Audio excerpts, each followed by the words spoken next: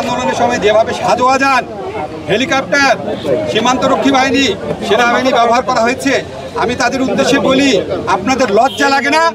যখন সীমান্তে বাংলাদেশের মানুষকে হত্যা করে তখন কিচ্ছু করতে পারেন না, লাশ হস্তান্তরের জন্য হাতে পায়ে ধরেন। আপনাদের লজ্জা করে না? মিয়ানমার বারবার বাংলাদেশের স্থল সীমা অতিক্রম করে অ্যাটাক করে করে চুপচাপ বসে থাকেন। সব বীরত্ব, সব সাহসিকতা, সব অস্ত্র বাংলাদেশের তরুণদের উপর। আপনাদের লজ্জা হওয়া উচিত। এই সমস্ত বাহিনীর যারা প্রধান আছেন, আপনাদের লজ্জা হওয়া উচিত। এবং আপনাদের মনে রাখা উচিত, কোনো অবৈধ আদেশ মানতে, চরম মানবাধিকার বিরোধী কোনো অবৈধ আদেশ মানতে আপনারা বাধ্য না। আপনারা আজকে যে কাজ করেছেন, কেউ বেশি করেছেন, কেউ কম করেছেন। আপনাদের পরিবারে আপনাদের সন্তানদেরকে জিজ্ঞেস করে দেখেন, আপনারা ঠিক কাজটা করেছেন কিনা।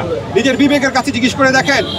আমাদের টাকায় আপনার অস্ত্র কেনা হয়, আমাদের টাকায় আপনার ট্রেনিং হয়, আমাদের টাকায় আপনাদের সমস্ত সুযোগ সুবিধা, আর আমাদের তরুণদের, আমাদের ছাত্রদেরকে এইভাবে গুলি করে। আমি বিশ্বাস করতে পারি না। আমি কার্নিশে যেভাবে ছেলেটাকে গুলি করা দেখেছি, একটা ছেলের লাশ একটা সাজোয়াগান থেকে ফেলে, আমার মনে হয়েছে এটা কি গাজা স্ট্রিপ?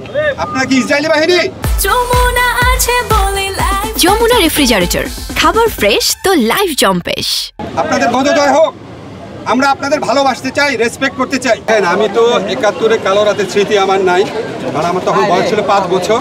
বাট আমার মনে হয় যে এটাই হচ্ছে সেই কালো রাত প্রতিদিন বাংলাদেশে মঞ্চস্থ হচ্ছে।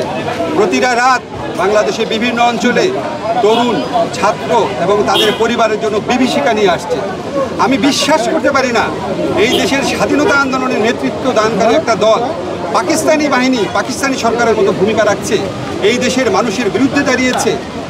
এতগুলা হত্যাকাণ্ডের পর তারা এই ধরনের আচরণ করার সাহস, উদ্ধত্ত মানসিকতা কীভাবে পাচ্ছে আমি বিশ্বাস করতে পারছি না। জাস্ট আমার মনে হয় অবস্থা যেদিকে চলে যাচ্ছে, যদি খুনি বাহিনী এবং খুনি সংগঠনগুলো যেগুলো আছে সরকারের, এটা যদি সরকার বিচার না করে, আমি সরকারকে ওয়ার্ন করছি, খুব দ্রুত এই গণ আন্দোলন সরকার পতনের আন্দোলনে পরিণত হবে।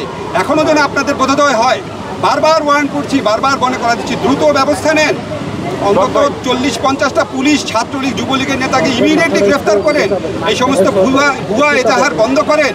এই সমস্ত ছাত্র আমাদের তরুণদেরকে তারা আটক করছেন, ইমিডিয়েটলি নিঃশর্ত মুক্তি দেন, বিশ্ববিদ্যালয় খুলে দেন, মানুষের বুকের ক্ষত দূর করেন। এটা একটা গণ আন্দোলন, এটা একটা গণ বিস্ফোরণ। এটা একটা আওয়ামী লীগের মতো একটা দল যদি এটা বুঝতে না পারে, এর চেয়ে পরিতাপের বিষয় আর কিছুই হবে না। আমি আর্জ করছি প্রধানমন্ত্রীকে, আপনি চারদিকে খবর নিয়ে দেখেন, এটা একটা গণ বিস্ফোরণ, এটা একটা গণ আন্দোলন। এর উপর দোষ চাপিয়ে দিয়েন না। আপনি খবর নিয়ে দেখেন, কোটা সংস্কার আন্দোলনে ছাত্রলীগের কত নেতাকর্মী অংশ নিয়েছে।